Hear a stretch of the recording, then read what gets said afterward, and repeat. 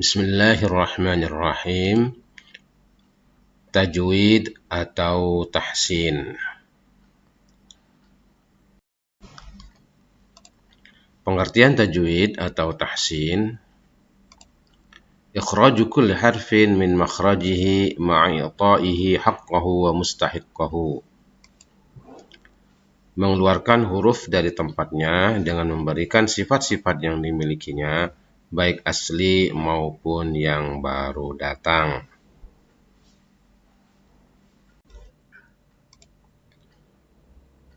Hukum tajwid dalam membaca Al-Quran. Hukumnya adalah wajib berdasarkan ayat suci Al-Quran surah Al-Muzammil ayat 4 yang berbunyi, Warattilil Qur'ana tartila. Bacalah Al-Quran itu dengan tartil.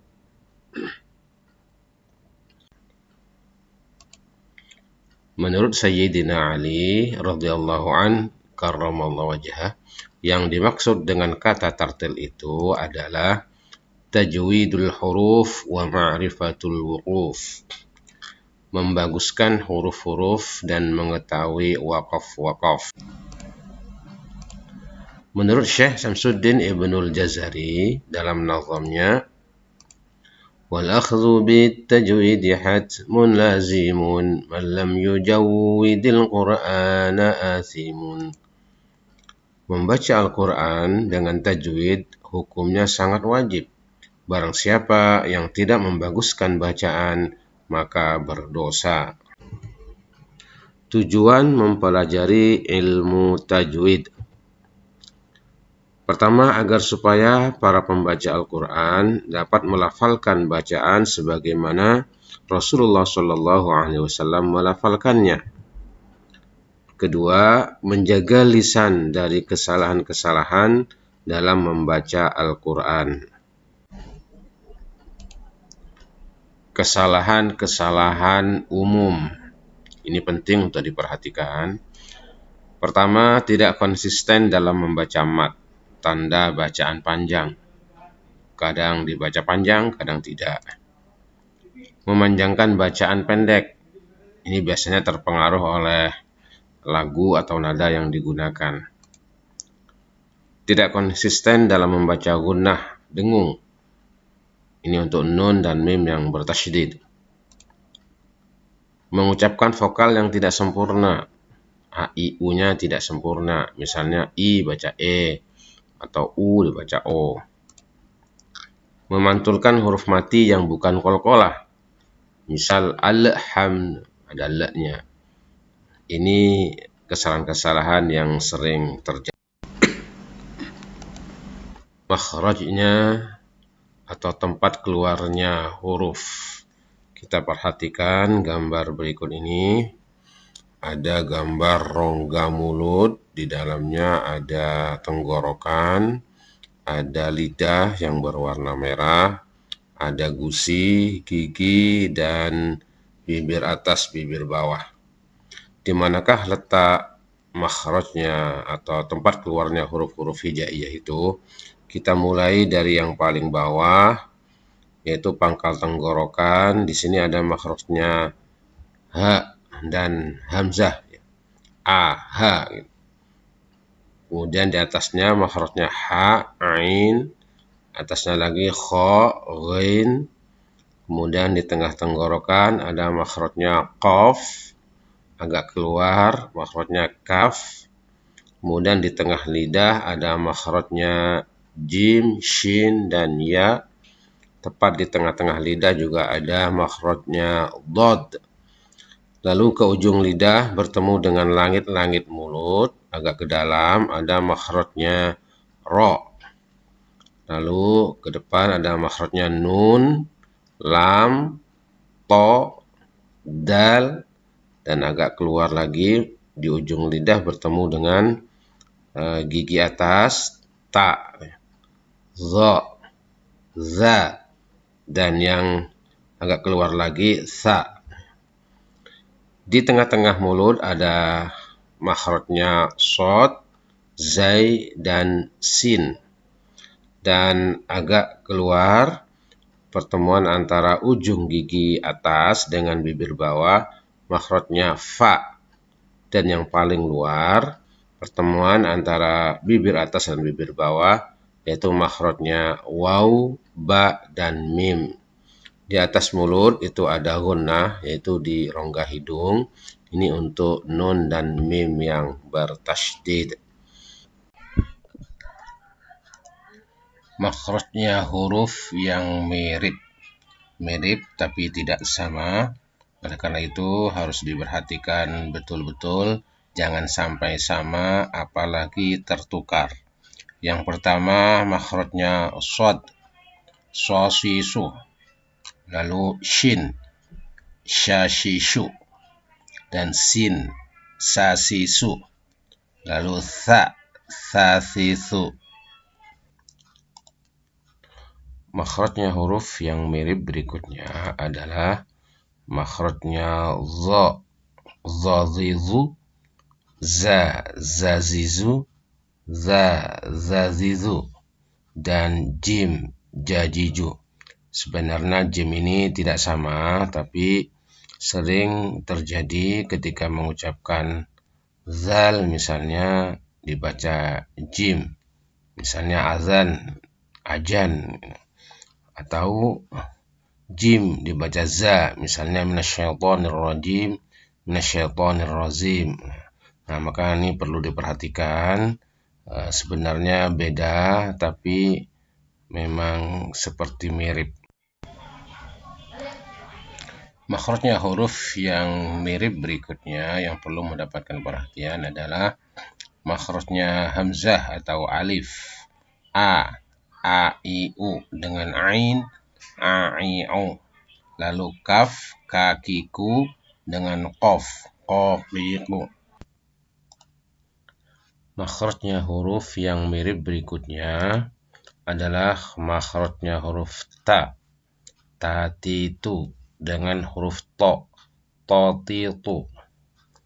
Lalu huruf dal, dadidu, dengan dod, dodidu. Jadi harus diperhatikan karena sering terjadi pengucapan huruf dal dengan dadidu, lalu huruf dod dengan dodidu. Ini berarti sama, bedanya hanya a sama o doang. Jadi harus beda. Da, dadidu, dod, dodidu. Hukumnya nun mati dan tanwin. Nun mati atau nun sukun dan tanwin, un, in, an, atau an, in, un. Hukumnya nun mati dan tanwin yaitu ada 5. Di sini disebutkan nanti ada 5. Ada juga yang mengatakan ada 4. Dengan menggabungkan antara idgham bi gunnah dengan idgham bila gunnah. Tetapi nanti di sini disebutkan ada 5. Yang pertama adalah izhar. Huruf izhar ada 6. Pertama hamzah, ha, ha, kha, ain, ghin.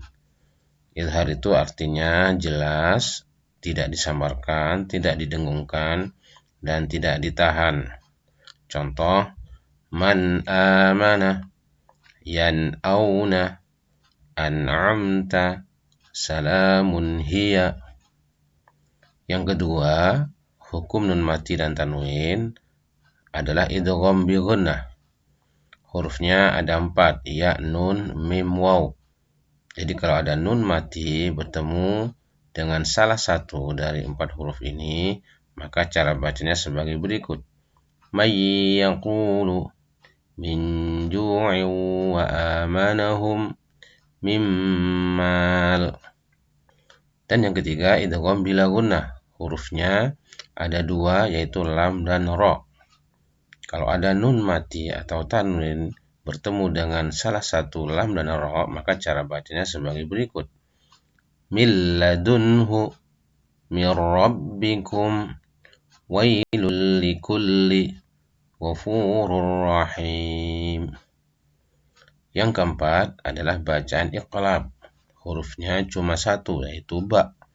Kalau ada nun mati atau tanwin bertemu ba, maka cara bacanya seperti berikut. Mim ba'dihim idzim ba'atsa sami'un basir. Hukumnya nun mati dan tanwin yang kelima adalah ikhfa. Huruf ikhfa ini yang paling banyak, yaitu ada 16. Ta, tha, jim, dal, zal, zai, sin, shin, shod, dod, to, zo, fa, qaf, dan kaf. Ikhfa itu artinya disamarkan. Jadi kalau ada nun mati atau nun sukun atau tanwin, an, in, un, bertemu dengan salah satu 16 huruf ini, maka nunnya atau tanwinnya disamarkan. Seperti contoh berikut. Yunfiqun, unzila, soffan, soffa, dakkan, dakka, an syai' fala tansa, man dzalladzi, mandud, qaumin zalamu, amalan shaliha. Hukum mim mati. Hukum bacaan mim mati ada 3. Yang pertama ikhfa syafawi, kedua idgham mimi, dan ketiga ilhar syafawi. Hukum mim mati yang pertama adalah ikhfa syafawi. Hurufnya hanya satu, yaitu ba. Jadi kalau ada mim mati bertemu ba, maka cara bacanya seperti berikut. Tarmihim bihijarah, inna rabbahum bihim wahum bil akhirah. Yang kedua, idgham mimi. Hurufnya hanya satu, yaitu mim. Jadi bila ada mim mati bertemu mim, maka cara bacanya seperti berikut. At'amahum min ju' walakum ma kasabtum innahum mab'utsun. Dan yang ketiga adalah ilhar syafawi. Hurufnya ini yang paling banyak, yaitu selain mim dan ba. Jadi kalau ada mim mati bertemu dengan selain ba atau mim, maka dibaca ilhar, dibaca jelas, mimnya tidak ditahan. Seperti contoh berikut. An'amta alaihim waladdallin. Alam tara, alam naj'al hum fiha. Referensinya: 1. Kitab Tuhfatul Atfal karya Syekh Sulaiman bin Hasan Al-Jamzuri. Yang kedua, kitab Hidayatul Mustafid karya Syekh Muhammad Al-Mahmud. Wallahu a'lam.